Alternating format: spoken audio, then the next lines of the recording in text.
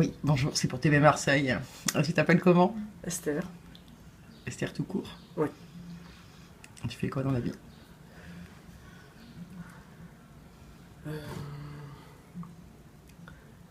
J'écoute des gens. Dans la Je les fais rue? parler. Non, dans des situations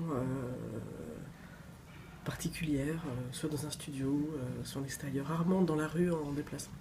Je me déplace dans d'autres circonstances. Quand je les fais écrire, par exemple. Tu les fais écrire. Tu les fais écrire? Oui. Ils écrivent en marchant? Certains, oui. Ah bon? Et remarque, c'est vrai qu'on n'écrit pas avec les pieds.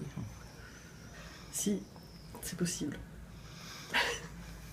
Je crois que c'est Nietzsche qui disait mes pieds sont mon meilleur secrétaire. Les pieds font penser. Les messages de pieds sont très bons. Oui.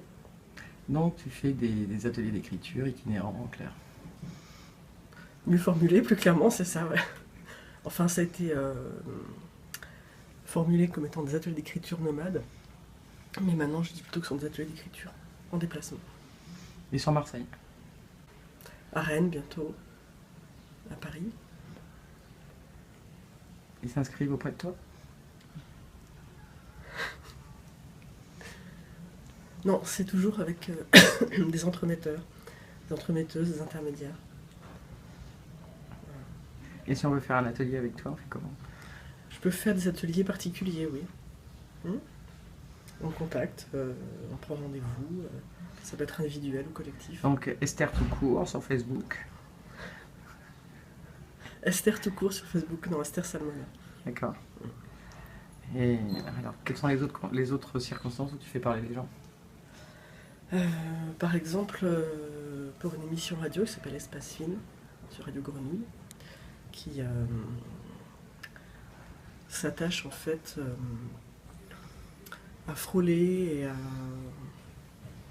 aborder des auteurs qui sont les auteurs qui sont en résidence à la Marelle, la villa des auteurs, à la friche La Belle de Mai, par exemple.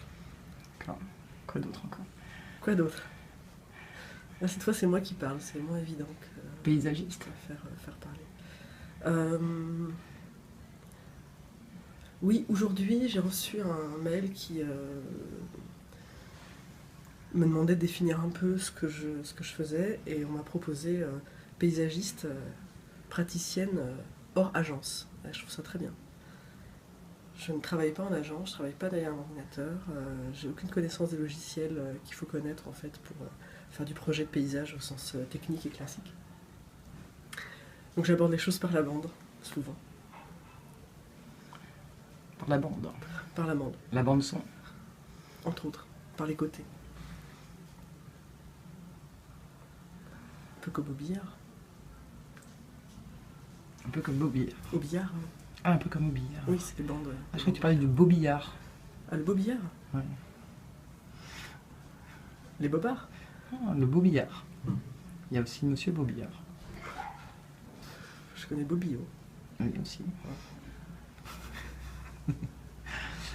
Bon, bah, merci Esther. De rien.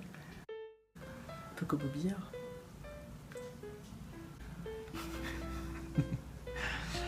Bon, bah, merci Esther. De rien. J'ai oublié une question. Bienvenue. T'as fait des études vachement longues. Pas dans un truc plat, vachement différentes aussi. Tu peux me les énumérer? C'est juste comme ça. Dans l'ordre Non, chronologique? on s'en fout. On s'en fout. D'accord. Je fais l'école de paysage de Versailles, avec un diplôme autour des villes de Détroit et sur les musiques électroniques, notamment la techno. J'ai fait un diplôme de reliure dorure, des cours du livre, autour de la topographie intérieure, topographie mentale.